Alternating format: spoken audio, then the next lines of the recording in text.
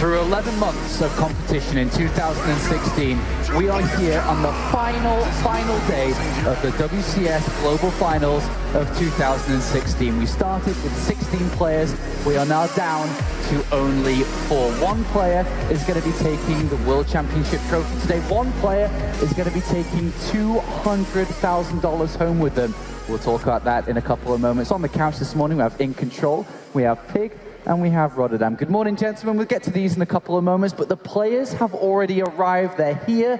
They traveled this morning again as the final 4 are ready for competition. We're all excited to see what will happen today, as this is the day where a true champion will be crowned. In Control, the final 4 that we have is a 4 that I think we're going to have an excellent StarCraft day with. Yeah, it's comprised of at least 3 people that everyone was kind of talking about as the favorites to win the tournament, so it's nice when they're spot on with that. And it's going to be cool to see who emerges from that. But then also, one of the biggest dark horses of the entire tournament, Elazer, can he take this dream even further? It's going to be really exciting to see if he can. Yeah, Pig, we've got, Elazer Dark's our first matchup, which we'll talk a lot about in the next couple of minutes. Then we're going over to Beyond versus Stats. Are we going to see that championship level of StarCraft today? Oh, definitely. It really is the perfect lineup building towards that finals. I keep thinking about the different possibilities, who ends up there, and no matter what, we're going to have a world-class match. I keep thinking about, if we get to see Stats versus Dark, that's a match we've seen in the past. We've seen them kind of clash. Dark versus, of course, Beyond as well. They've had these amazing matches, but Elazer has just been powering up so incredibly hard as well. So for me, there's just this kind of mixed excitement. I have that kind of wishy-washy, like, well, I can't even pick a favorite player because I'm really excited to see what all of them bring out today. Every year, Kev, we've been here for years on end. Each year that we do travel over to BlizzCon to find the new world champion, the last day is always the special day. Yeah, and we always want to be a little lucky as well. Obviously, these 4 players are great, but some things we can't control. And great StarCraft, sometimes it happens, and sometimes it's a little bit more one-sided. So I think I speak for all of us. If we can just hopefully have 2 very close series, and I think the finals will be super special regardless, whether that's like domination or not. But I truly hope that the semis are going to be super competitive. And if you just look at the numbers, Jeff likes to say this, I've crunched the numbers last night. And if you look at it, I don't see any way how both semis are not going to be close. Like, it doesn't make sense. If you crunch the numbers together, the matches are supposed to be close. So I really hope for the best. So the players have arrived now. They're setting up backstage. It's moments before, you could say, the biggest part of their StarCraft 2 career, because one of these will take a lot of money home with them. One of them will be crowned the 2016 World Champion. Dark, as you can see on screen, is a heavy favorite to make it to the finals today, a heavy favorite to win the championship. Or is he, Sean? Heavy favorite to win, Sean? You've been hanging out with Artosa's son. I have. He told me all about how Dark was going to win today. Dark is you got to pick someone when patience is eliminated. Yeah. Elazer, a player from Poland who's top 4. Stats is going to be playing a little bit later on. And then, of course, Beyond, where you are all about. Yeah, well, to me, I think Beyond is the guy that if you did have to hedge your bets, has the better path. He's got the TVP matchup where when we saw that match against Deer, it was just a best of 3, but that was a drubbing, and it was an ugly drubbing. Like, he looked unstoppable. And then if it's possible to even transfer these looks, his TVT against TY was very fierce. If he played TVT against a Protoss like that, I don't know what Protoss can beat that. That's disgusting. It's insane. So the games are going to happen for you in the arena and home in roughly 50 minutes time. But before we get to that, let's take a little bit of a closer look to yesterday. So we started in the quarterfinals. We had 4 matches back-to-back yesterday. Elazer versus Showtime was the first match where it was, Europe's #1, I suppose you could say, in Showtime, going up against a player who a lot of people didn't think would get this far in each round. He's another level deeper. He's another step closer to the finals in Elazer. Absolutely, and I love that first map. I really think that's where we got to see how much Elazer has grown as a player. It's not just one good executed attack. It's not just some solid macros, some solid multitasking, and hope for the best. Non-stop looking for openings, and Showtime was aware of it, set himself up very strong defensively, but Elazer was relentless, and during all that relentless aggression, we saw that ultimate transition into Broodlords, and that's when you know you're dealing with a very good Zerg. Not tunnel vision, not like, oh god, it's now or never. No, it was almost never now or never for Elazer. He always had a follow-up plan, and that game, after watching game number 1, it's like, okay, if Elazer plays like this, he's not going to lose the series because he's just so damn good and smooth right now. There's a lot. This is kind of silly. We've done this in the past, but I would tell you, if you block the name of the Zerg playing against Showtime and said that's Dark, that's Solar, stuff like that, nobody, well, maybe Pig, maybe Rotterdam, someone would be like, I can tell the difference. But everybody else, he was executing ideas and concepts. He was using experimental, well, maybe not so experimental, but at least different to the meta with Swarm hosts. He was playing with his food in a best of 5 on a stage for $30,000. Like, it was, and Showtime was the hottest hand going into that round. So it made for like a bad series on paper for all of us because it was so uncompetitive, but it was amazing to see Elazer be like, oh, by the way, guys, do you think I'm good ZVZ? My ZVP is disgustingly good, and he lived up to that hype. And another top-tier Zerg, of course, it is Dark, who yesterday went up against Neeb. A lot of hype, a lot of hope, a lot of believing we saw from a lot of people around Neeb, but unfortunately, we saw, as you said, a bit of a drawback to normality. This, to me, was another BlizzCon unfortunate kind of tradition where it's like, hey, there is the budding youth that is on the rise to being a superstar, and I think that's Neeblit. Not ready yet. Dark looked so calm, so secure. He was very confident, and he just absolutely made it another pretty bad series on paper. Like, Neeblit is a lot better than what he showed us, but he just, for one reason or another, was not prepared to deliver on that day, and Dark simply was. And that's something that'll happen at a championship. Yeah, you enjoyed Dark's play yesterday, I suppose, Pick? Dark's been one of those players who, from the early days of Legacy of the Void, every other Zerg player is saying, Protoss, oh, we can't beat them at this point in the meta, and Dark's like, you know, I'm just going to go through to the finals of a tournament, I'm going to win it, I'm going to beat players like Stats. Since the beginning of the year, he's shown us that level, and I really do feel like specifically Dark and Elazer both have taken it to a new level recently, where I was speaking to Nurture this morning, and I was like, you know, did these Protoss players make a few mistakes, Showtime and Neeb, what was going on? And he was like, looks kind of broken right now. I'm not sure what the Protoss players need to do better. Like, Elazer and Dark are just on another level of Zerg versus Protoss right now. Yeah, and we'll talk more about that in a second as well individually. But Beyond versus TY, Kev, the third quarterfinal that we saw yesterday. Yeah, I loved it, man. Like, I was looking forward to that TVT. It doesn't happen very often that we've got 4 quarterfinals, and me, obviously, as a Protoss by heart, is like, I can't wait for the TVT, but that was the case yesterday. And those first 2 games, I loved every bit about it. The fact that Beyond can be down like 20, 30 supply, can lose his CC, and then turn a game around against a world-class Terran like TY, that's not supposed to happen, Sean. And it wasn't even that we're saying like, oh, well, TY, he really messed up there. No, he didn't. It was just Beyond being ridiculously good. And then also Beyond just sticking to what he knows. He looks at the build of the history, he's like, oh, you know, gas, repair, fast expand. Okay, you do it once, you do it again. You don't do it 3 times in a row because I'm going to punish you, and he did it, and I loved it. I love that guy. I love that series because I didn't feel like it was Beyond outshining TY, and he was like making all these mistakes and falling behind. I felt like it was a rare example of 2 players playing really, really well, and it should have, like, the results should have looked closer than they were, but one player was just playing that much better. In StarCraft, a lot of times, when you play really well, you force mistakes, you make your opponent get, like, rattled, and they start looking bad.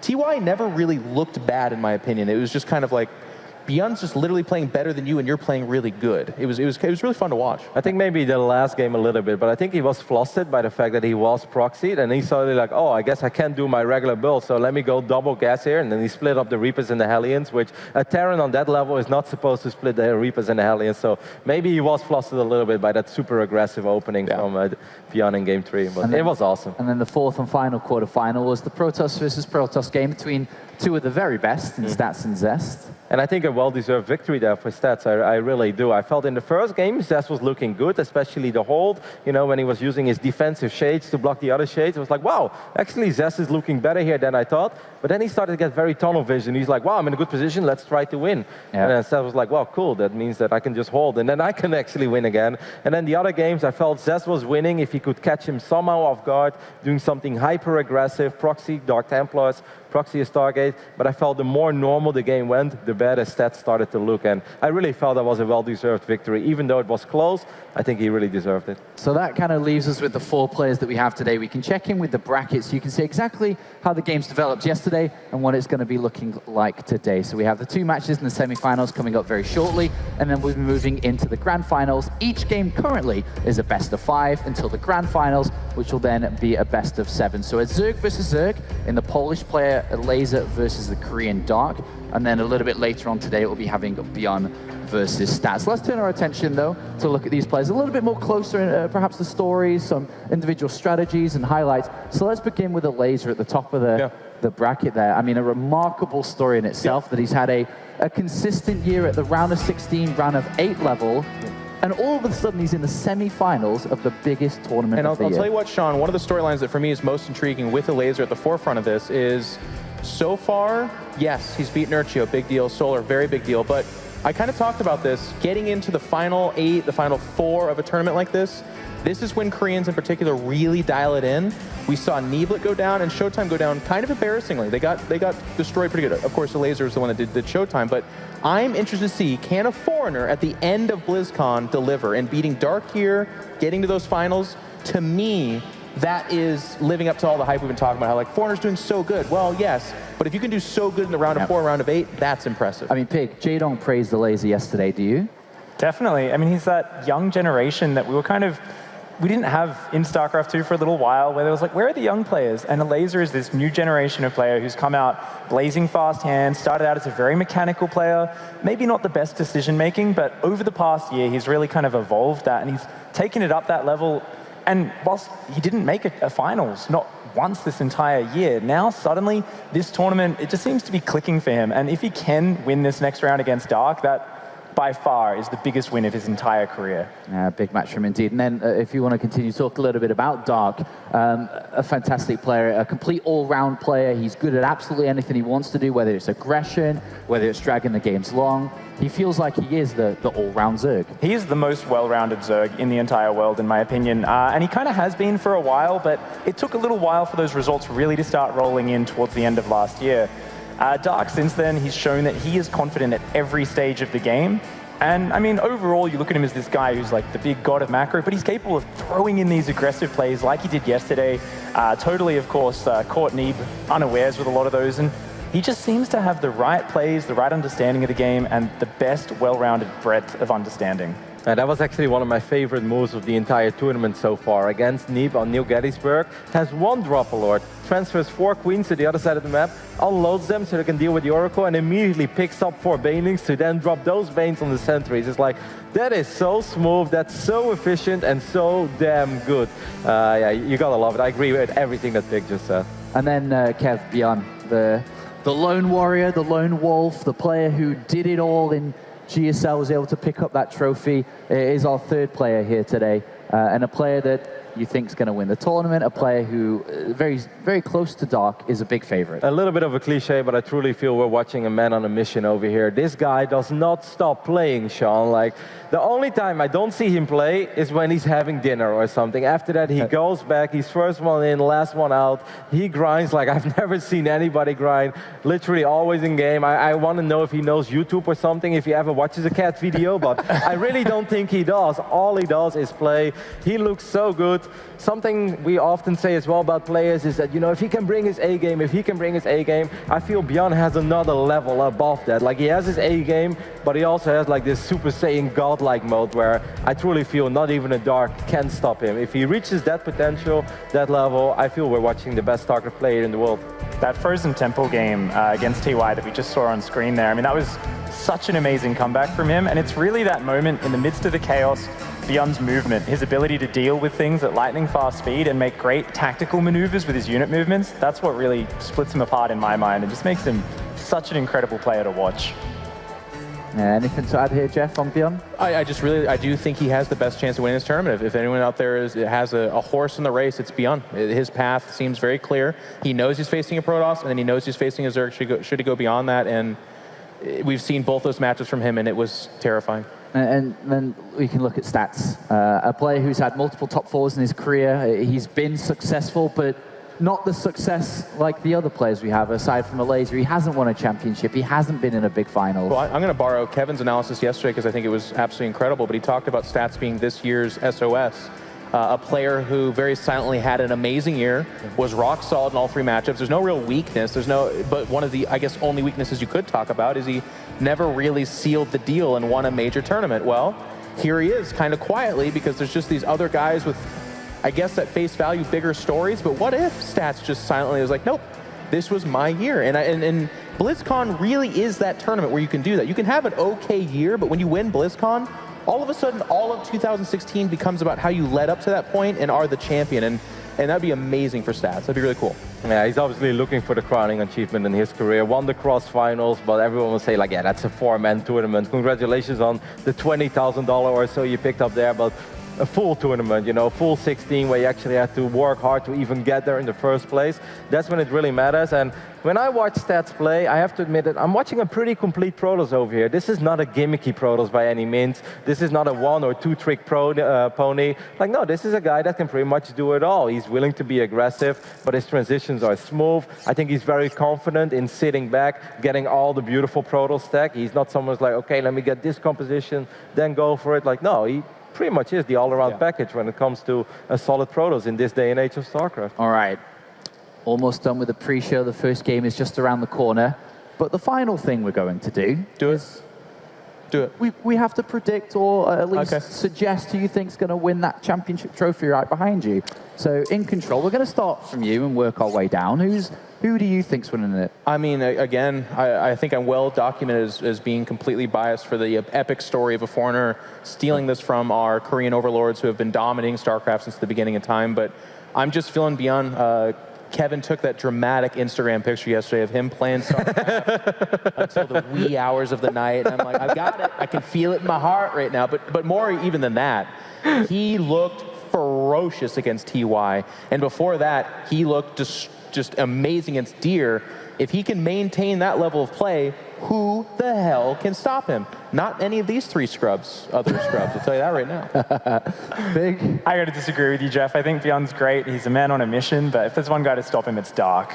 Dark, especially when you see him after a match, before a match, in the practice area, he's got this quiet energy, but you can feel something about him. He's got this real kind of momentum that he's gathering up, and I feel like he's always like, you know, he's got a bit of confidence, a bit of arrogance, but it's so well contained. He's got all this energy and he lets it all out in the game.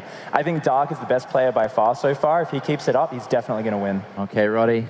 No, I'm going to go with the man. Stats. It's the most stupidly well, who? No, I said the same thing yesterday. Why would I change? He looked great yesterday. Yeah. It's obviously Beyond.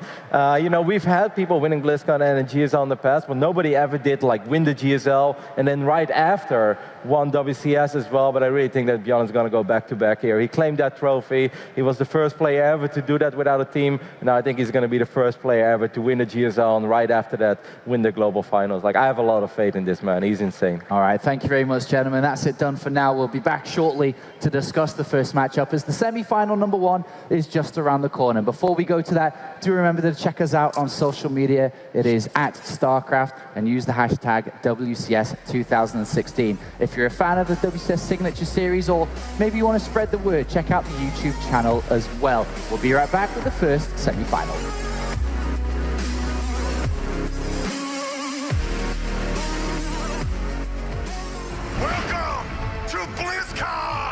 This is one of the coolest things you're ever going to see in your life. For Azeroth! We invented some brand new characters. When we first did BlizzCon back in 2005, we had no idea what to expect. Are we ready to begin the costume contest? It's so much more than a game in a box. Have a great BlizzCon!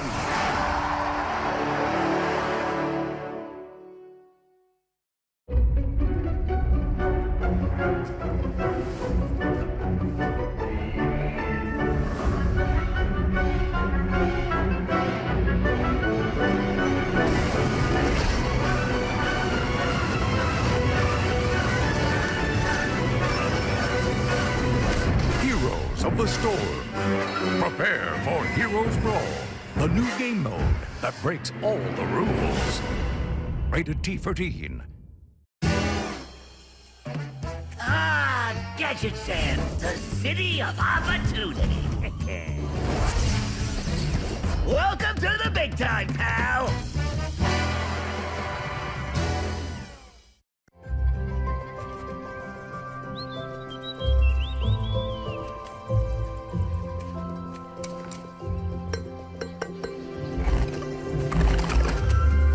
See the full animated short at...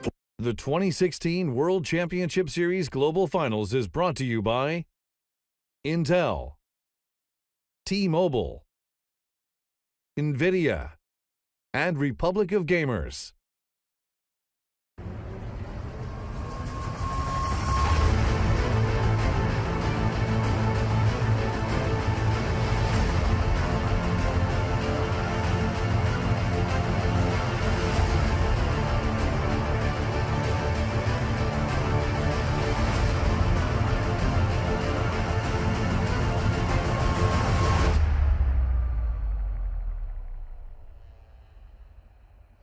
All right, it's game time. Semi-final number 1 is just around the corner. Welcome, everybody, online and in the arena here at BlizzCon. Dark versus Elazer is moments away from happening. Before we get into it, we are going to break the game down a little bit, look at the match, look at the players a little bit closer. Joining me on the couch, we have In Control, we have Pig, and we have Rotterdam, the same guys who were here a couple of minutes ago. But let's talk about this first matchup here. Elazer, we talked about him just now. He's had a fantastic story coming into this. He's going up against Dark. Is this a possible win for him? Is this doable? I mean, everyone that's stood up to the real strong Koreans in this tournament so far have not been able to do it. And Dark is of that category. He has not lost just yet. He is looking really, really good. But Elazer in that ZVZ matchup has a lot of experience against really, really good Zerg players. And I think in years past, we'd laugh because we're like, what? Are you talking about Stefano and Nurchio and Snoot? Yeah, I'm talking about those guys. And those guys have stood up this year to the Koreans as well. Like, Elazer has shown it, absolutely demolishing Solar and eliminating him from the tournament. And Solar is no slouch in ZVZ. He won his championship over Dark. Yeah. So I've got a lot of hope that this is what Kevin said earlier, a close series. We've crunched the numbers. And perhaps imagine the amazement if Elazer could overcome Dark, one of the absolute favorites, and crush Pig's dreams. I think he's going to start doing cartwheels down the stairs if he's able to beat him in this tournament. It'd be a massive victory for him. I know there is that likelihood of it, Kev, but does he believe that, you think? I absolutely think he believes it. There's no reason why he shouldn't. I mean, if you look at the series that Dark has played against Solar, he won a few, he lost a few, 4-3, 3-4. He's obviously very evenly matched. Elazer looked incredibly good against Solar. He did not look like the lesser player. That was not a cheeky, undeserved victory. It wasn't a double 12 pull. No, that was straight up very nice, solid ZVZ. There's no reason why Elazer cannot win this series. But the stage is very big, and the amount of money, I mean, if we're talking about numbers, before this tournament, Elazer has collected $55,000, $60,000 in his career. If he wins this series, he increases the prize earnings of this tournament alone from $30,000 to $100,000. That's more than he's ever won in StarCraft. So yeah, he's feeling that, and that's one of the very first things he said to me yesterday. I was like, it's a pretty sick run, right? He's like, yeah, he's like smiling. He's like, yeah, 30K. He's like, but the next one. Like, yeah. So that is the only thing that could really get to him, and I think that Dark is probably going to have, ice running through his veins. He's like, search and destroy another Zerg, but I mean, Pig, there's belief on the couch here, there's belief in the arena, there's a belief in Poland and back in Europe as well. Can you crush that for us? Can you crush that for us? I know you're a big Dark fan. Is Dark, as Kev said, just going to perhaps roll? I'm a big fan of Dark, but I am also friends with Elazer and someone who's seen him kind of rise up through those ranks. So looking at these two guys facing off, it really is an interesting match. But Dark definitely is the favorite. If there's someone who looks supremely confident at all stages of Zerg vs. Zerg, it is Dark. If there's maybe, one small weakness he has, maybe it's that sometimes he looks like he thinks he's the better player and he doesn't take as many chances as he maybe should in the Zerg vs. Zerg matchup, as it is a very volatile and fast-paced one. But so far, Dark has just been so precise with his play, and he seems to always recognize when it's the right time to pull out a cheesy, aggressive all-in. It seems like it almost always works. You never see him do this all-in, you go, oh, well, that was silly, look, that just got shut down. He seems to have a very good understanding of his opponent's patterns and when to pull out those cheesy players. So you think it's more of a decision-making / strategy decision that's going to be able to push him over Elazer here? Or I think that's definitely his advantage in how he's going to play to win. However, because he usually only does those all-ins when he's very sure it's going to work, it means it's not going to be very often. Whereas Elazer here, coming in as the underdog, I think he has a little bit less to lose, so I think Elazer might be playing a little bit more kind of gun-ho, take a few more risks, and if Dark plays a little bit too safe, being afraid of not making it to that finals, then he might let this one slip away from him. I can't reemphasize enough, like a lot of the analysis we gave earlier about, well, they're the underdog, so they know that if they lose, it's not that big of a deal. To me, that goes out the window at this stage specifically. Everyone believes it now, and as Kevin said, and this sounds weird to emphasize this, but guys, you gotta know, like what Kevin just said's real. His entire year he made $60,000. He's one best of 5 away from nearly doubling that. That is life-changing money, and nobody here is like, well, I'm gonna all in right now because I'm the underdog, and if I lose, meh. They're like, $100,000, I want that. So where I do feel like what Pig is saying is absolutely true, though, is that as the underdog, you should take more risks. If you're just like, I'm gonna play straight up, Dark is not worse than Elazer in any of the categories. He's as good or better at best. So he's going to want to take some risks. I think the most important thing here is that Elazer just keeps doing and keeps believing in CVC how he has played it over the last few weeks. Jeff and I casted that game against Nurcho, the second one, has an awesome engagement in the middle of the map. Beautiful surround, picks up everything, does not second guess himself once. Immediately grabs his forces, runs across the map and kills Nurcho. Super decisive, not worrying about like, oh, am I going to overextend? Could I lose the lead right now? Yeah. No, just do it. And it's very important that he keeps doing the same thing, that he keeps making the same decisions, and does not think about, obviously, the impact that this best of 5 has on his bank account, which is massive. But he's got to do what he has been doing. And then I really do believe he has a good shot. So that's part of why it's so hard to beat these screens on these stages, because of what Kevin's describing. Because so many times, and I worked closely with Idra and heard him vocalize this a lot, where it's just like, I would do that, but I assume they're already counting or doing this thing that'll hurt me. You cannot play that way. You have to say, yes, they're very good, but they're human. I need to make this commitment right now. So when you look at the first map, then the one that's just around the corner, I mean, are you looking at caution from both sides, do you think? I mean, you can look at it from a couple of perspectives here. If you look at it the way that Dark played yesterday against Neeb, he went all out and just completely, by the looks of it, threw Neeb off for the entirety of the series. Is that something that he might try here against Elazer, or...? I think that he kind of played that way specifically to throw Neeb off. I think he saw that Neeb recently has struggled with very aggressive Zerg play a little bit. I think in this set, there's definitely a chance of that. Dark, has this great understanding, but I think what specifically gives me hope for Elazer is in that round of 16, he showed great decision-making. We used to see Elazer as a younger player doubt himself in the Zerg versus Zerg matchup and also doubt himself against certain things in the meta. But recently, he's become a much stronger strategic player, and that's really allowing him to thrive. The big thing mid-game stylistically I also want to talk about is these guys play very similar. They both love their Ro4s, but they both love to transition into Mutalisks off it. So what's going to be very curious, though, is both of them have lost recently against Solar whenever he's made it to Hydras and Lurkers. They've lost almost every game where Solar's made it there. So is one of them maybe going to change it up, adapt, and play a Solar-esque style? Because that's found a lot of success against both of these guys. You make a good point, Sean, but it's very map-dependent as well. Yesterday, the first map in that series was Frozen Temple, and that allows Dark to indeed be super aggressive if he wants to. Now, Dark vetoes Frost, by the way. To me, that says, like, I'm the better Zerg. I don't want to play this 4-player map. I don't want to get the wrong side of the dice. I don't want to scout weird. I want to play normal. This case, first map is King's at Young Station. I think we're going to see a relatively slow and steady first map where it really just comes down to roaches. A lot of roaches, +1, +2, and then just good engagements. And one last thing we didn't mention, it's a minor fact, but Elazer comes from a country with a lot of strong Polish Zergs. Not just Nurcho, but Guru as well, and in the past they had Paranoid and stuff. I think that also means that just throughout his career, he's probably always had a lot of emphasis on being good in ZVZ, because if you want to make it somewhere, you got to at least beat the guys in your country before you start thinking, across the border. So that's something that could work maybe a little bit in his favor. All right, thank you very much, gentlemen. We're now ready on the couch. We're here ready in the arena to begin the first semi-final of the WCS Global Finals in 2016. We'll be right back. It's Elazer versus Dark.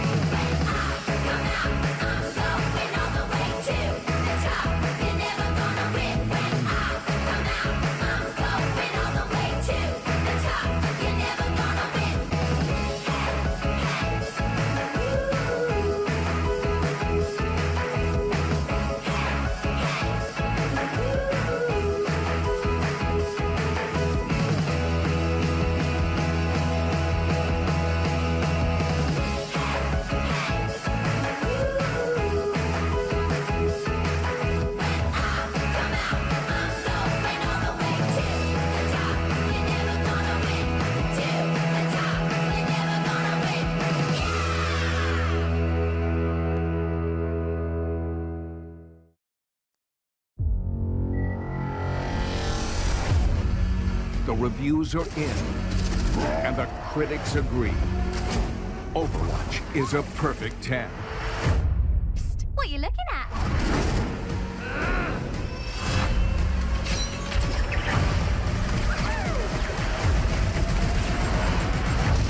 It's time to pick a side. Overwatch. Play it now on PC and console.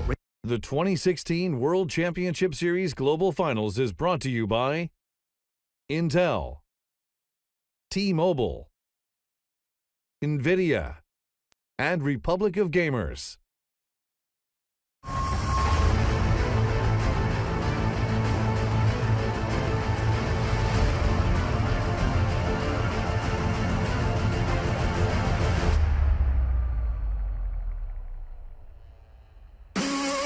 It is time, everyone, for the first semifinal of the World Championship Series 2016. Our first player is a four-time grand finalist this year and arguably the best Zerg player in Korea in 2016. He's a clear tournament favorite, while his opponent was the biggest underdog of this tournament and is looking to continue a miraculous run, defeating 3 champions to make it here, and now one more stands in his way. Please give a warm welcome to Dark and Elazer!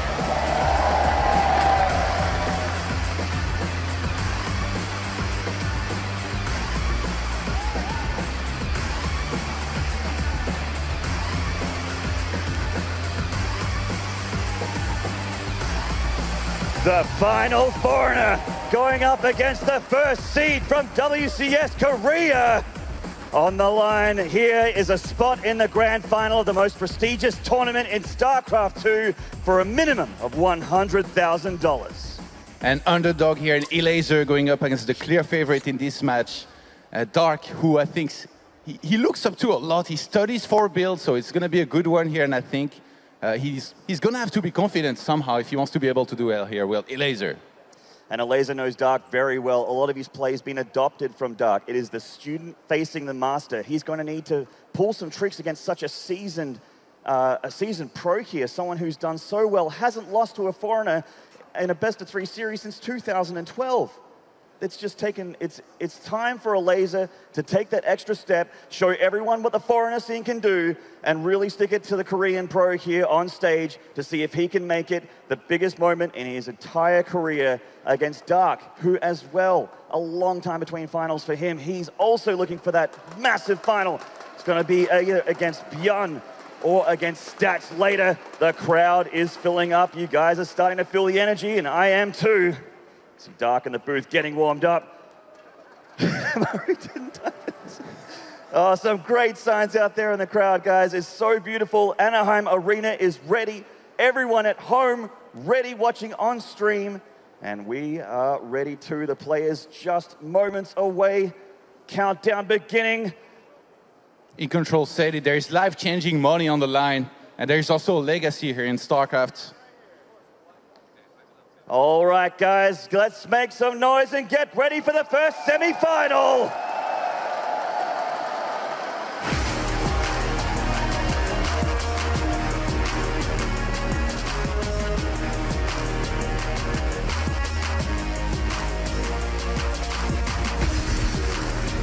Right, nerds, Dark versus Elazer for semi-final number 1, and let's get into it!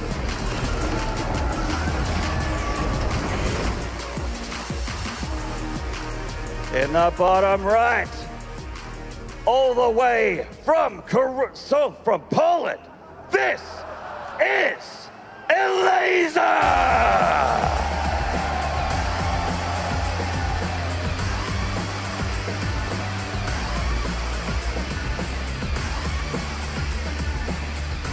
And in the top left, the #1 WCS Korea seed, this is Dark! Pace yourself, man. There could be a couple games there.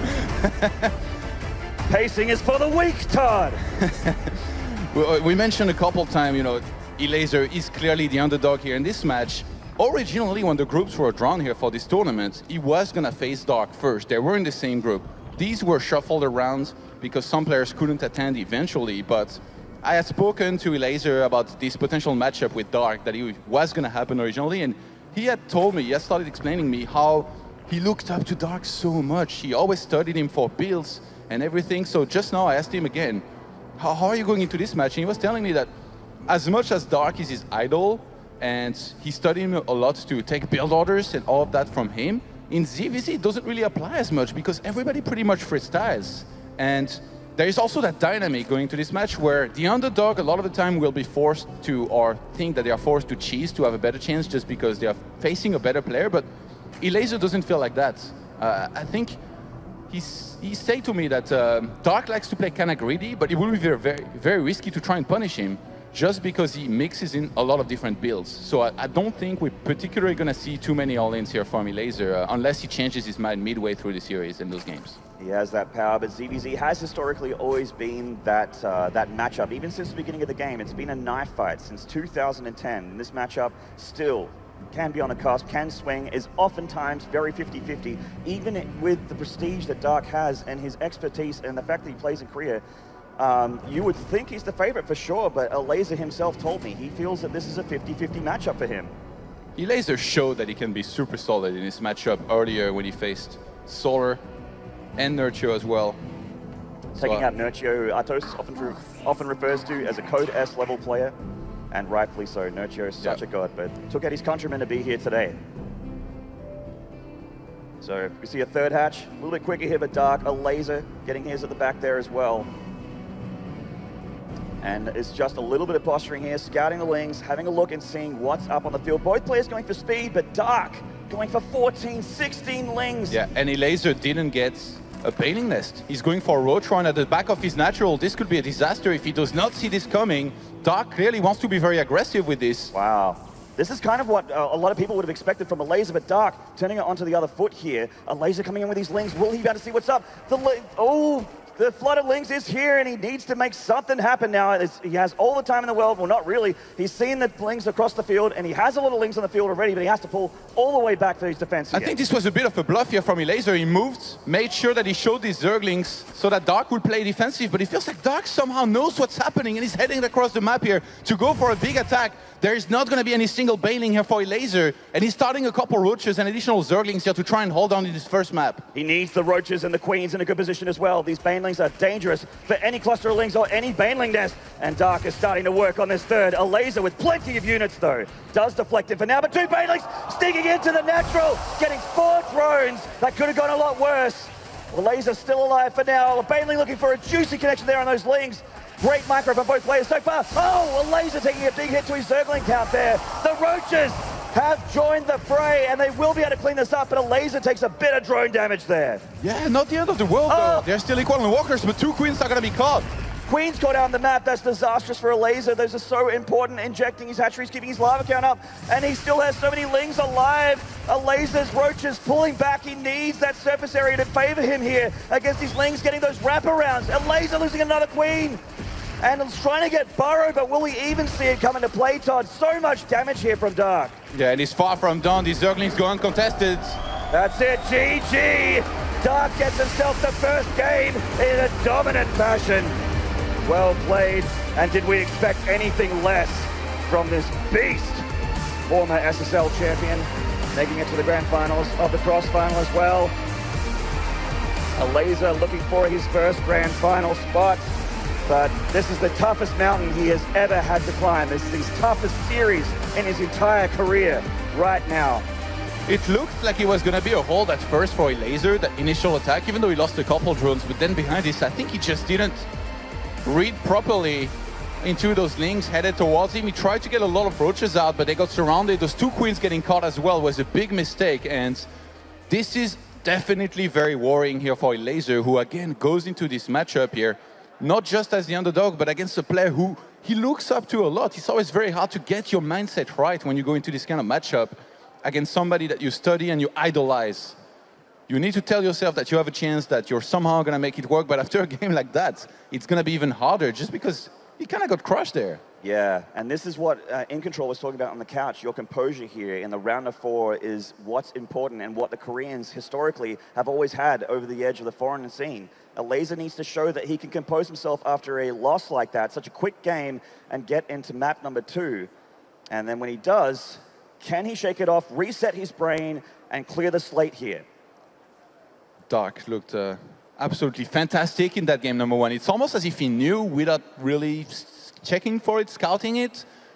He sensed that something was wrong, went for the attack, and it just worked out. There was no baning net from Elazer, which you need against this kind of Zergling's attack, ideally.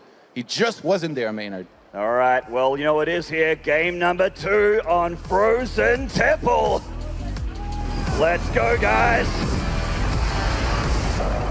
The most beautiful stage for the most beautiful game in the world. In the top left, from Poland, this is Elazer!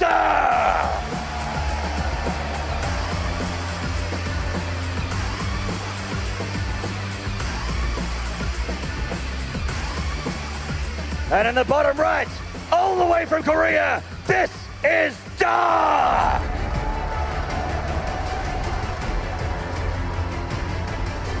Spreading creep to the stage in the ZVZ. Spreading creep through the hearts of many fans out there in the Anaheim Arena. Dark, who's also known for his late game here, to be honest, I have to say, he's been very impressive in those early games with rushes and really made all of these attacks work. Disposed of Nib very easily in the quarterfinals. And now, so far, against Elazer, has made it look very easy as well. So Elazer went for the safer opening here, pull first. Dark, however, hatchery first, hatch gas pull, basically the greediest opening you can get away with in ZVZ on a 1v1 map like this. I like the idea in the previous game for Elazer to say, all right, like if I go for a cheese, he's probably going to be ready and defend. It's just not going to work. So instead, I'm going to try to take a risk, not get the baning nest, and kind of hope that he's going to attack so I can pull ahead, get my roach count going, either do an attack or go into the later stages of the game. He got caught. It happens sometimes, and he took a chance, he didn't pay off. Now he needs to completely reset his mind, go into the rest of the series thinking one game at a time, and if he can do that, I still believe that Elazer has a chance here to win against Dark. He absolutely has a chance. No one can take that away from him. He's got 2 Lings heading across the side here just to get a bit of scouting information, taking the path less traveled though. He will go under one of Dark's Overlords eventually, but just taking it easy. Both players going for a speed opening here, not saving their gas for anything cheeky. It is quite often what we see in ZVZ, no surprises there. Yeah, they're still mining gas though actively, which for ZVZ is very, very common there, obviously. You want to go into that baning nest if you want to play very standard. Make sure that you're safe. You don't necessarily have to attack with it, but if you think that the opponent, much like in the previous game, could be playing a little bit greedier, then you can attack. Actually, quite a few links were made early on here by Dark. Before he goes back into droning, it's very important to show these links here as soon as you make them, so that the opponent kind of fears that you're going to go for an attack and starts making links himself. Evolution Chamber here starting early on from Elazer, so... Wow. Yeah, Elazer... He's going to go for a wall-off. Yeah, maybe misreading this a little bit here, maybe thinking there's a lot more aggression than there is. And Dark, however, he pulled 2 Lings back from that cluster of 6, and he's making a 3rd hatchery back here. And that's not spotted, I believe. I think the Overlord is a little bit too far away, so that's a big bit of information that is missing, unless he saw the drone walk by. 18 Zerglings are going to start. Oh yeah, Elazer is going to go for a big attack here on 2 bases. He might just start all-inning here. After what happened in the previous game, he's getting a ton of links, +1 missile started. He could cancel that if he wanted to get more units. But with this Roach Warren, it's very encouraging for him to go into a lot of roaches as well behind this if he wants to. The Lings have been shown here. Dark sees that there's a lot more than he expected heading across the map here, and he's starting to react. His Roach Warren not quite done yet. Hatchery not quite done yet. He may have to give it up, but he's got a lot. 18 Lings on the way here to muster up his defenses. Elazer's Lings are here. And the funny thing is that he still didn't see the 3rd base, so he's going to go straight into the natural. Can he break that position? It's going to be a tough one. 2 Queens on the ramp here. Dark reinforcing from the main. Elazer's Lings are all dead. Starting to getting his reinforcements, but with a defender's advantage, Dark holds very, very easily. Yeah, this looked like an easy hold. And then behind this, Dark, though, he cannot know whether Elazer is getting more units or if he's droning up. So both players, kind of in fear of that, are just going to get a ton of roaches out with Elazer. Actually producing a few more right now. Yeah, he's making a good number here. Over 10, I believe, with +1 attack, finishing pretty shortly. Oh, he canceled that, I think, to get more roaches. So I think Elazer might be going all in. 24 walkers to 27 is still fairly equal, but I'm not sure he knows exactly where he's at in terms of the walker count. So we'll see if he resumes the droning, but I'm really feeling an attack by Elazer. He's hiding most of his roaches. If you just get mass... Look, 3 overlords were on the way here a second ago. So if he just gets mass links behind this, they're going to rejoin those roaches, and he's going to try, I think, to power through on that natural base of Dark. Dark is reading this so well. He's made nothing but units for the last minute here. He's got so many roaches and a couple ravages as well with a flood of lings. And he looks like he's going to spring this attack on Elazer before he can do his 2-base all in. Yeah, you might think this is ideal here for Elazer, but actually, army-wise, they are very equal on those numbers. A couple Ravagers, though, available from Dark. It's actually a very awkward position for Elazer. He can close this into a concave, though. Dark retreating down the ramp. These juicy Ravagers, they're not that strong. Bile zones, Elazer out for the... Oh, the Ling nearly gets in the natural, but doesn't quite. Elazer deflecting. I mean, Dark is in a great position from there. He has a 3rd base up. He knows that Elazer doesn't, just because he had a couple units there. I think he even has an overlord around the area. So Elazer's the one on the back foot, the one who has to attack. And all Dark has to do is stay up this ramp, defense, and he's going to be up 2-0 in this best of 5. That's right, and that high ground is so important. That's only a small ramp that Elazer is forced to use here. He could very easily crush this with that concave.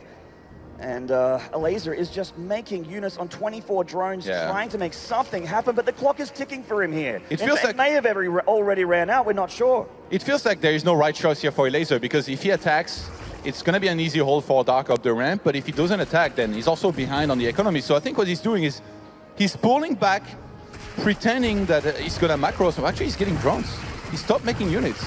Oh, wow. Elazer might just try to get, I don't know, some upgrades and maybe expand late on that 3rd base. It's really weird that he made that many drones now. Elazer meeting Dark in the middle of the map here. Bile's going down. He dodges them all very deftly. He is closing in here. The Ravagers on the right from Elazer, largely unprotected. The Lings are picking them off. And Elazer's army is starting to dwindle with the reinforcements of the Lings of Dark, messing with the Roaches. He cannot escape. The Bile's connecting. And the Polish Turk is in so much trouble. Yeah, the manual use here for that Bile behind those Roaches prevented them from pulling back. GG! Dark! He is too powerful for Elazer in game 2. And he's already on match point. This kid is too good. It feels like Elazer just kind of misread the game here. I don't think he ever really saw that 3rd base, maybe when his Lynx finally got there, but he was already too late. And it's crazy how good Dark is that he's making... He made Nib look really bad yesterday, and now he's making Elazer look like an easy match. These are some of the absolute best non-Korean players, and Dark is just straight up destroying them. Dark is reading Elazer like a book and not a novel. I'm talking about the cat sat in the hat, 4 words per page book. He is reading him so easily. This kid has just the experience, the stage experience, the composure. Look at him. He's a stone-cold killer up there on that stage, not phased at all, not a single drop of sweat.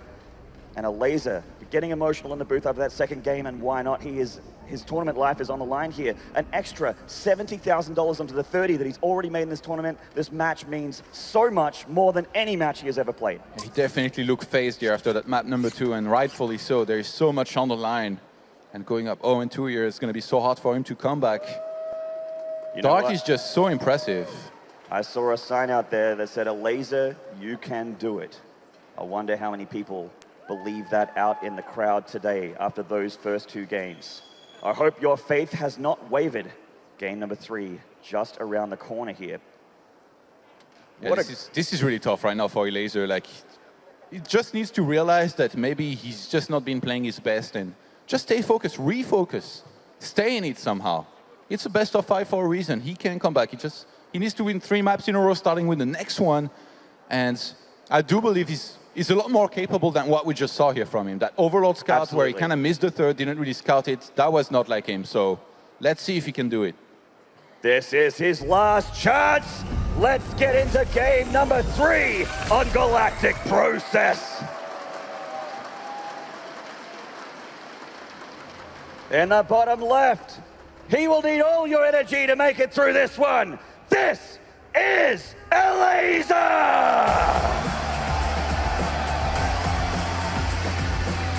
Still faith and passion out there in that crowd. I love it.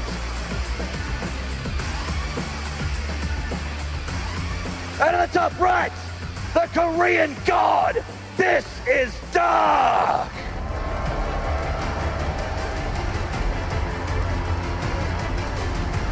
His face looks like he's playing a ladder game, Todd. He might think he is. So much waiting and anticipation, he's just making everybody look like the easiest match of his life so far. So hopefully Elazer can start fighting back there on Galactic Process, which I think might be one of the meta maps for that. Not nearly, as open as some of these other maps that you have. If you want to play a little bit more defensive as Elazer, try to take it to the later stages of the game. You can do that. Obviously, it's EVZ. Any attack is always going to be very dangerous. So both players opening with a hatch first here and transitioning into the gases in the pool.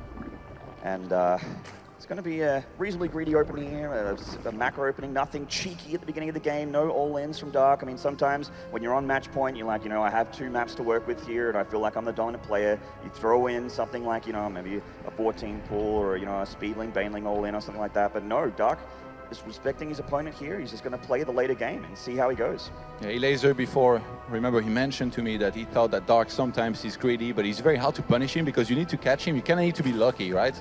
It's very hard to properly read into his build where you're going to be able to tell when he's really being greedy and when you can punish him. That's the difficulty in StarCraft. So in game number 2, he tried to punish, but I think it's been also talked about how you need to be decisive. I think it was Roddy or In Control on the couch that mentioned that if you're going to go for a build, you need to actually commit very heavily to it. Yeah. That looked a little bit indecisive from Elazer. First, he made Zerglings, but at the same time, he was maybe getting some more drones. He didn't really commit to a complete all-in. And neither was it a really good one. It was just a couple links, to go for an attack and kill a bunch of stuff. So just wasn't enough, and that didn't do anything. I think a lot of what had to happen there was actually Dark was already at the front door of Elazer before he sprang his attack, so he didn't even have the opportunity to get across the map with anything other than his links. His roaches joined the party way too late. Dark already had the extra income, the army supply, and that third was unscouted for most of that game. You see that Dark is going for the Baneling Nest here. Elazer's a little bit later, not really making too much of a difference. Both players going for their third hatcheries here as well. And Elazer, like I mentioned on this map, I do think that if he goes into a longer game, it's going to get more competitive than those previous ones where he got attacked and killed, he attacked and it didn't work, and then that was pretty much it. So I do hope we get to see a little bit of a longer game. Yeah, for sure. Dark, I love this sticker that we have at the bottom, by the way, when the couch is on and stuff. Like, there were a few quotes from Dark, and one of those was that he watched Elazer play earlier in practice, and he said that it looked very similar to when he himself was playing, and that because of that, it was going to be a hard match. So you never really know when people are actually being modest or not, but I do think that Elazer is very good with his speeds, his injects and everything. So if he takes it to a longer game, it would definitely be very interesting to see how it goes. But Dark, with the quicker lair, whereas on the other side, we got a Ro4 from Elazer so far. And also the most value Zergling there just scouted all of the tech from Elazer, which is down here at the second hatchery. So he knows exactly what Elazer's up to. Elazer not quite sure yet. His 2 Zerglings are coming in here to have a look. Dark trying to deny the scout. And Elazer just confirmed the timing on that third base finishing as well. So he does see that lair, sees the Baneling Nest, and an extra gas going up in the main as well. So both players getting an exact read of what's happening. Let's see their reactions. Lair from Elazer is the reaction to see what he could do. Dark made an earlier lair, and he's on 3 gases. There is a chance he does something like Mutas, but because he went for Ro4 and Evo, that could also be that. Like, you don't have to go for Roaches, it could just be for safety. So we'll see here what he chooses. He has... Was that another Evo? Oh, no, that was the one that... Okay. Oh, you read this well, Todd. There's actually a Spire going down here with the Roaches as well. And, Ling Bane Muta was a thing a lot in Heart of the Swarm, but Legacy of Void's kind of given birth to this Roach and Muta style, and it's very, very, very powerful, especially when a player doesn't expect it. I mean, from somebody like Dark as well, who's multitask, you can expect to be on point. He's just going to be microing his Mutas to the fullest while macroing perfectly. Now, because Dark's going for, he's teching here and trying to build up, Elazer's taking a bit of a supply here, most of it in workers. Now, he has 55 drones versus 45, so a bit of an income advantage for him in the early game. And he's going Roaches as well, so that's always going to give a Zerg player a lead in terms of supply. That Spire gets spotted. Oh, very nice scout here from Elazer. A critical tech spot there. From spotting this, you can time it perfectly as well. He knows when those Mutas are going to be out. He can already... He's going to start formulating a plan in his head. Does he want to go for Hydralisks? He does. And we see the Hydra then being dropped. Sometimes Zergs will also overreact, so to speak. They will go for Niders. They will plan an attack with Mass Queens. Usually you just see a bunch of Hydralisks to make sure he can defend against those Mutas, and then maybe into a longer game, and just like massive armies clash eventually, composed of mostly Roaches. pulling these units here. So the Overlord of Dark does see what he's up to, though. And the Hydralisks are about to finish for Elazer. He has a bit of money. He can start to make a few before he heads across the map or just holds defensively. 7 Mutalisks on the way now for Dark.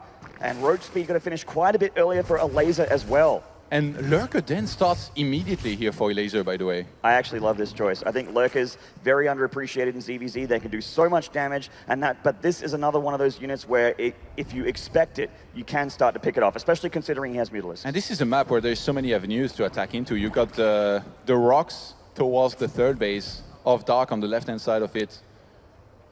That Elazer maybe could attack through, likewise Dark could, but being the one with the Mutas, usually it'd be the one playing a lot more defensively. Yeah, so if he was to come here from the left-hand side and under that base there with a massive army, it would be very tough for Dark to defend, but usually as Dark, that's now the time where you go into a lot of roaches, and we see a fourth base starting at the same time. Elazer forced to make some overlords here. The Mutas have picked one off across the map, and they're starting to get the drone line. Couple kills so far. Spore Crawler droning them out nicely, and the Hydra's going to do the rest. Yeah, that's what I was talking about. Very clean from Dark. Gets in there, damages an extractor, gets 2 drones, and then just gets on right out of there. Make sure he doesn't lose anything just yet. Keeps Elazer at home while he works on his road counts. That's right, Dark circling around, heading towards that natural now. Another Spore Crawler for Elazer. He does have units. He does have a bit of creep spread as well. We'll see those Mutas. Gets a little bit of an alert there. I wonder how aggressive Elazer actually wants to play. There's going to be a very strong 1-1 timing that he could go for, where he's going to have Lurkers as well, whereas for Dark, it's only going to be the +1 missile attacks on his ranged units. Yeah, with Roaches on the ground as well. Dark does have a Spine Crawler there, but the Lurkers, they don't care, Roddy. They're going to look for this 4th hatchery here for an attack, and it's actually a very strong position to attack from the high ground there. You can get a lovely position when you have siege units. In TDZ, I would say tanks, and this one, I would say Lurkers. Both players just getting units out. I think they're happy with their walker count, 65 to 65, very equal. And a much later 4th phase now starts from Elazer, but I'm pretty sure he wants to attack anyway. One of the Mutas actually almost dying there. Yeah, getting a little bit low. The Queens, ooh, missing a chance to kill that last Muta on down the ledge. It's crazy how Dark is the one that went for Mutas, and he has more supply. I guess he's been getting only Roaches on top of this, so that's why. But Lurkers are going to be there earlier for Elazer. If he can catch this army out on the map, he might be able to snipe a huge chunk of it and then maybe counter-attack. But right now, Dark is the one that maxed out, and Elazer is playing super passive, and he's not seeing this coming at all, I think. No, he's not ready. He doesn't have an Overlord covering these rocks at all. Oh, the Banelings actually detonate on this. A very, very rare mistake there from Dark. Elazer sees the Mutalisks, and he's trying to keep this 4th hatchery alive, but meanwhile, the 3rd is already under siege. Dark is here. Knock, knock, and that 3rd hatchery is just a couple right clicks from dead. And there's so many Ravagers as well. Dodging the buy is going to be very important. Oh, huge pick off there from Dark, getting the 3rd hatchery of Elazer. The 4th not done yet, catching a drone transfer. Dark is so good at this game. He's reading Elazer so well, and he's already seconds from dead here, losing drones. Dark is so close to that grand final position. The 4th hatchery go down. Elazer is down to 2 bases. He has useless Lurkers on the outside there, pulling all of his mobile units back to deal with a very mobile Dark. Elazer needs to attack right now. There's no other way around it. He lost some of his very important bases. I guess the only one thing he's got going for him is that he's got way more army supply with 137. He needs to go across the map, and he's going to do that. A big final push here to try and somehow win this game. But he changes his mind and turns around. You're absolutely right, Tato. I feel like when that +2 finishes, he needs to get across the map, use the army supply advantage to kill Dark right now, or his tournament life is over. And actually, +2 missile is on the way. It could finish before a big fight happens, maybe if it's delayed a little bit more. Way more army supply here for Elazer. It's now on everybody. You need to go for it. Stop running around chasing these few units out on the map. You need to go for a full-on base trade as well if you need to. But there are Lurkers in defense now. There are, and the Overseer is a little bit late to the party here for Elazer. He's just realized that the Lurkers are here. His army advantage is shredding before his eyes here, Todd. He's pulled back. The Overseer is here now. Doesn't have speed, but is with his army at least. Dark repositioning these scary siege Zerg units. And Dark looking like he's going to punish on the other side with the Mutalisks. Elazer trying to send some units on the outside for a flank here. I mean, Dark is just so cost-effective with every single one of his units, covering with some of his units on the left-hand side with the Mutas as well. Now he's flying back. And Elazer's background Lurkers are actually damaging a lot of Dark's units here. Yeah. But I think Dark is set up defensively well enough that he shouldn't die there. And if that doesn't happen soon, Elazer, he's still on 2 bases. He's trying to retake that one, but his economy has been wrecked. He's on 38 walkers against 70. Every position for Dark looks so strong and hard to attack into. I'm trying to think in my brain, what can Elazer do at this point? He's got his lurkers at the front, trying to start a little bit of free damage. It feels like Elazer was supposed to be the one to attack through these rocks around that third base, but he just wasn't. Dark was the one who went through there. And the Army Supply lead switches into Dark's favor. Dark ahead in every single way except for upgrades right now. With +2 about to finish, Elazer will only be up in Carapace, and he's already heading towards Tier 3 Infestation Pit on the way here for Dark. Yeah, this feels like an impossible situation for Elazer right now. You know how everybody has like this one game they would like to travel back in time to try and correct? I feel like every series that Dark is playing, his opponents are going to feel like that. Getting rid of some of these lurkers here. Yeah, nearly killing one. Get away. Just repositioning them. This is a lovely spot for Elazer with these Zerg siege units, but Dark's too good. He's not going to run up there and suicide his units. The Overseer's coming in here, seeing what's up. They get a view of the high ground. Dark, though, so patient, so carefully, knows he's ahead. He's just going to get further ahead. Drone that 4th up, get that econ advantage, and keep it. I like that Elazer is getting tunneling class here. This could be the one thing that makes him somehow salvage this game. Eventually, if he was to finally walk on these rocks on the left-hand side, he's going to do that. So I think he realizes that he cannot break that position with just pure units and attack into lurkers. Yeah, he needs to do damage to Dark in the next few seconds, or it is going to be all over him. He needs to kill maybe a hatchery, maybe a base. Looks like Dark's actually going to accidentally catch a bunch of Elazer's units here. Dark has so much banked that if he can trade these units cost-effectively, or even not cost-effectively, he's going to be able to remax very fast. He's got a lot of lava available as well. 28 lava already from Dark, so even if he loses his army, he doesn't care. And he just kills 2 queens, runs right in, hits the already crippled production of Elazer, and goes deeper here into the tech, into the natural, blocking the main ramp as well. Hydralisk Burrow in fear of Dark's army here as they head into the main and start clearing up whatever's left. Elazer will clean this up. The Mutants join the fray. There's only 2 Hydralisk tier Todd, and they're dead. Now the lurkers are in big trouble. Oh, Elazer just doesn't have an answer for everything Dark's throwing at him here. He's losing drones back at home. He is on 35 drones versus 69 drones of Dark with 4 untouched, saturated bases. Yeah, you gotta appreciate Elazer's fighting spirit here, but I think he's running out of time there. He has to go for a fight, but Dark just won't give it to him. Actually, right now, he's kind of taking a poor fight, but like I said, he can remax super quickly behind his 22 roaches on the production tab here from Dark. And that might be all he needs. Elazer's army getting hit by the lurkers of Dark there, and his army supply is still in advantage of Dark. The upgrade advantage, not as good as it used to be. He is still up by armor, and he's trying to run in here, but there is a Spore Crawler. Oh, he's gonna go right past this. If somehow Elazer can sneak into every single base at the same time, this is there may be a way for him to win this game, but it's going to be really tough, Maynard. That's right. This is his Hail Mary play here, the Roach Burrow play. Can he get damage done? He's getting a lot of drone kills here. He is definitely getting damage, but he needs more than that if he wants to even it up here against Dark. Way more than this damage. Yeah, Dark is towering the supply here. Massively in the lead. Lost a lot of drones, but he still has this massive bank, which is going to allow him to remax on a way bigger army than Elazer, who's pretty much broke here. There is basically the name of this game here is in this income advantage tab for Dark. He did take a big hit there from that Roach run by of Elazer, but held the thought. Big engagement here for Dark. He's got this huge concave of Zerg units hitting the lurkers from Elazer. He's running on his own, that's it! GG! Dark is your first finalist at the WCS Global Finals for 2016.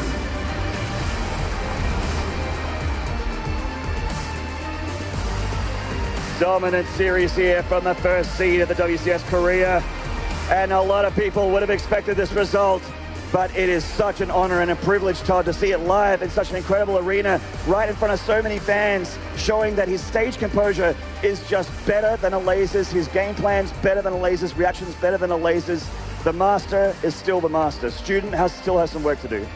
So guys, we're just going to go to a short break here and then get ready for the next semi-final here, which will be Björn versus Stats.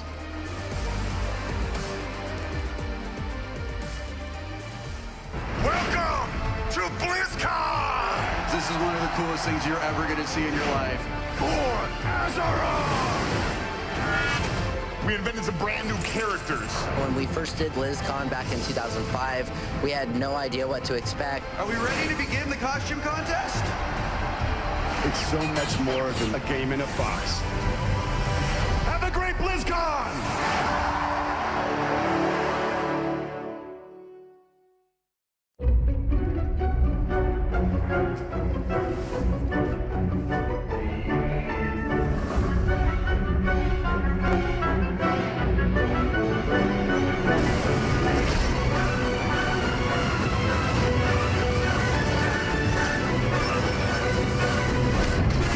Of the storm. Prepare for Heroes Brawl, the new game mode that breaks all the rules. Rated T13. Ah, Gadget Sand, the city of opportunity. Welcome to the big time, pal.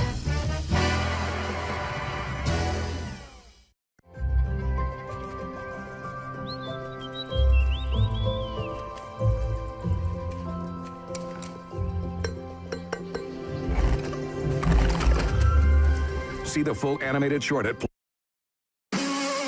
After a very convincing 3-0 series, we have our first grand finalist. It is Dark.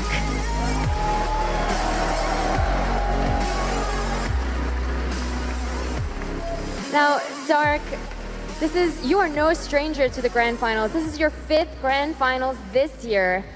That is an incredibly impressive result. What are your thoughts on first making it to the grand finals once again? 일단 이번 결승전 진출이 5번째인데 되게 대단한 성적이잖아요. 그래서 첫 소감 얘기해 주세요. 그냥 몇 년 전부터 열심히 노력하던 게 이제서야 빛을 발하는 것 같고 좀 되게 기분이 좋은 것 같아요. He says, I've been working so hard for many years now, working towards moments like this. So I finally feel like this is the year where all of my efforts are coming to fruition. So I'm very, very happy right now. Now in your series against Elazer, yesterday when I spoke to you, you actually said that Elazer's style seemed in some ways similar to your own. So I'm wondering, did that affect your preparation leading up to this match? 어저께 인터뷰했을 때는 레이저 선수 스타일이 약간 본인 스타일이랑 되게 좀 비슷한 점이 있다고 했었잖아요. 그래서 이번 경기 준비하는데 영향이 좀 있었나요? 확실히 저랑 비슷하다 보니까 저를 이기는 법은 제가 가장 잘 알잖아요. 그래서 그런 식으로 약간 준비해왔는데 다 생각처럼 잘 풀린 것 같아요. So as you said, I did feel that his style was very similar to mine. Because he played my style, I know my style the best. I know exactly what you need to do to beat me. So I decided to focus on those specific things. And I think that everything worked out exactly as planned. And that's why it was such a simple and clean forward series. Now, if you just beat one more player here at the WCS Global Finals, you will be crowned champion. 2 formidable opponents, there are possibilities there. It might be Byun or Stats. Now, is there a player that you would prefer to face there? 이제 한 선수만 더 이기면 우승하는 건데 변현우 선수나 김대호 선수가 남아 있어요. 그래서 좀 원하는 선수 있는지. 그냥 둘 다 상관없을 것 같아요. 저그전만 아니면 둘 다 자신 있어서 그냥 이번 시즌은 제가 우승할 것 같아요. 그럼 둘 다 same이세요? 네, 똑같아요. He says, honestly, if it just wasn't a ZVZ, I was feeling really confident. And since neither of those players are, I'm feeling very comfortable. I don't care who moves on to face me. I will become the champion here at the WCS Global Finals. And with that, congratulations. Your first WCS Global Finalist will be Dark. Thank you very much, Smix, and congratulations to Dark, our first finalist. And he takes home at least $100,000 and will play in a couple of hours for the chance to be the 2016 World Champion. A big moment here for Dark, looking for his first major championship. Back on the couch, though, we have In Control, Pig, and Roddy to break down that series. One-sided, guys. Very straightforward. There's really not that much to even discuss. Well, I feel like it's the closing of a storyline that was building momentum and developing over the course of the last week. We were talking about how the foreigners are really improving. It's really awesome. Obviously, you cannot take away from them that they have improved. It's been awesome to see, and it's getting more interesting as far as I'm concerned, because in the past it used to be like, okay, they're going to get absolutely slaughtered, and there's not going to be much. But we did see some Koreans go down. We did see some great matches. Unfortunately, towards the end of this tournament, with players like a Dark, Byun, these guys, they do make you look silly, and this match was that. Elazer's a fantastic ZVZ player, but this was not a great series by, I mean, there's no one's going to come away from that being like, wow, it was so competitive. No, it was not. Dark is a man on a mission, to borrow a phrase we heard earlier, and he just destroyed Elazer, and he wants that championship. It's palpable. Here's map number 1 here, Pig, and we were talking backstage. This was perhaps holdable. Yeah, potentially, but I really like Dark's choice here. He kind of looked at the way Elazer's been playing. He's been skipping that Baneling Nest a lot. I feel like Elazer was kind of playing it maybe a little bit as if Dark was a static force who would play the same as he has been in his recent matches, whereas Dark went into this adapting and adjusting to how Elazer's been playing, punished him in the first game with that bigling Bane pressure, got a lot of damage done. And then in the second game as well, Elazer kind of overcommitted with his speedling pressure, probably should have just gone for the third base, and suddenly found himself down 2 games after just very decisive, simple, clear-cut early games from Dark. Well, he's checked for the third base. They pointed out he actually didn't even see it as he ran past it. And to your point, like going against 2 queens and a comparable number of Zerglings on that low ground is not favorable. Like it's weird for him to miss the mark that far. Yeah, it felt like 2 straightforward, easy wins, and then this was just third map was just outplayed. A ZVZ clinic, I would almost say. You know, just smooth transitions, using the mutas, picking up the overlords, making it hard for Elazer to even figure out where is Dark now, where is he going to strike next. And the moment he lost that third base, we knew it was going to be incredibly close. You know, numbers-wise, army supply, we were like, maybe there is a chance. And then he used those lurkers. Dark used his own lurkers at the fort. Soul Sick got a couple of massive hits off because he was using hold position. And yeah, he was just smooth sailing up that point. He was almost throwing, I mean, 3,500, 4,000 minerals, and he's like, you know, I could max out, but I could also wait and see what it's like. Like, oh, you've got only 2 more Mutalisks, I'll make 10 more, or excuse me, 2 more Hydras, I'll make 10 Mutas. Yeah, that was a really sick final game by Dark. I mean, the first 2, like you said, little straightforward, but the last one was really like, hey, you guys want to know how you play ZVZ? Like, yeah, you Europeans are pretty good, but I'm still Dark. I do want to say, because this is going to be the last chance to say this, the rest of the tournament is all Korean. It's all the absolute best. It's going to be awesome. I really hope the foreigners do take this BlizzCon and look at the next year with hope. Like, they've improved, they've won tournaments over Koreans, and now in BlizzCon, the biggest of the big, we saw some names missing from this top 8 that everyone predicted to be here, like your Solars. And I think even though these matches haven't been the most competitive, they're starting to see that they have a chance, and I hope that is a storyline that carries over in 2017. All right, well, let's take a quick look at the bracket here, as we are starting to mold that final position as we have our first play through to the finals. It is Dark, as you've just seen. He'll be going up against the winner of our next match, which is around the corner. It's going to be Beyond versus Stats. You know what's worth mentioning as well is that so far Dark has lost 1 map in this entire tournament. He's 10-1 in maps at the WCS Global Playoffs. It's like, that's pretty good, you know. Sometimes we look at these numbers, it's like, he's got a 90% win record. But then it's like, you know, in a bunch of tournaments where nobody really knows who they played against. Like, no, he's actually 10-1 at the Global Playoffs. It's like, okay, I guess he knows how to play Zerg. He really does, and Pig, fingers crossed to see if he's the champion a little bit later on, but it will be, no doubt, whichever way it happens for the second semi-final of fantastic grand finals. That's going to be happening in a couple of hours' time. Before we prepare ourselves for the second semi-final, though, we are going to head back to the main stage with Smix, who is with Elazer, the highest finishing non-Korean in this tournament. Thank you very much, Apollo. First of all, Elazer, thank you so much for doing this interview. I know it's hard to come out here and talk, especially after a loss like that, but it goes without being said, what you accomplished here is absolutely amazing. You made it to the top 4 here over players that have won tournaments, they won SSLs, GSLs, and you made it to the top 4 past all of them, so you must still feel very proud. Yeah, obviously I'm very proud, very excited that I was able to come here. I'm honored to play in front of this crowd, but yeah, I'm sorry that I couldn't show better games in the semi-final. But, well, I'm sure this crowd is actually thankful to you to showing all the great games. And prior to this match, actually, when you were interviewed, you actually said that you agreed that you felt you were the biggest underdog at this tournament. So when you came to California, what sort of expectations did you set for yourself?